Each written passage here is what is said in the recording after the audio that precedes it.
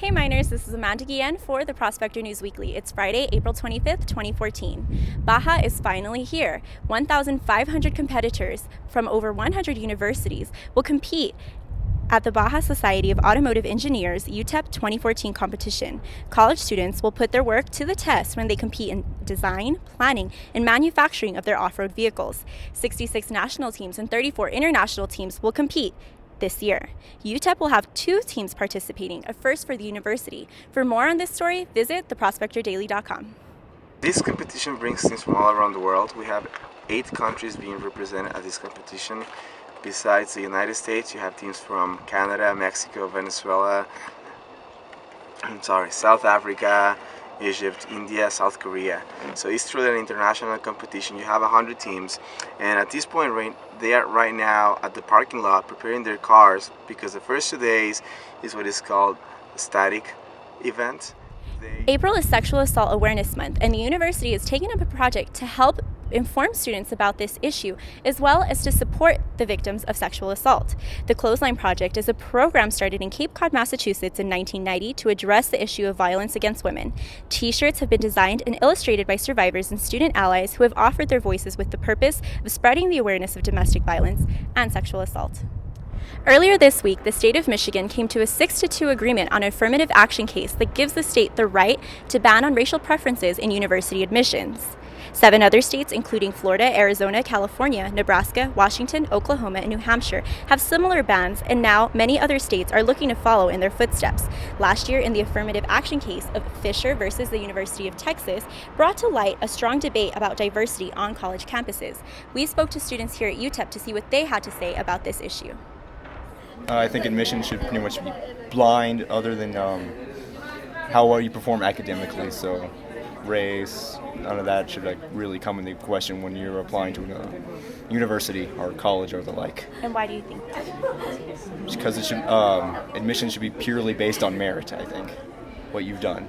It gives you more chances if you are in a minority over the majority in some cases, but in other places majority rules. But it just depends wherever you're applying. But diversity always helps if your minority is underdeveloped in a certain field. Like I know my medical field, if I say that I'm not Asian, like whites are more in that field than if you're blacks or Native Americans. So if I put like Native American, then they'll have a higher chance of picking me over the majority. I wish everything was based on merit, that everyone goes to school because they deserve to go to school and they work that hard. But it's not that simple. You can't ignore that there is a hierarchy in education that makes it hard for minorities to get a better education, thus making it hard for them to get into a better school. Now let's throw things over to Luis Barrio with sports. Hello everyone, and welcome to the sports segment of the Prospector News Weekly. I'm Luis Barrio. Now this weekend, the UTEP track team is competing at Drake University for the Drake Relays. The Drake Relays are one of the biggest events the UTEP track team will be competing in all year. The event draws in large attention and a lot of notoriety to competitors who do well. Representing UTEP, some notables are Janice Jackson and Jalecia Pearson, who will be competing in the 100-meter hurdles. Last year at the Drake Relays, Janice Jackson achieved her first crown in the 100-meter hurdles with a time of 13.26. Janice Jackson comes in 11th in the nation and second in Conference USA. Her fellow teammate and NCAA silver medalist Mark Jackson will be competing in the triple jump. And this weekend on the diamond, the UTEP softball team will be competing in their final home series against the UTSA Roadrunners.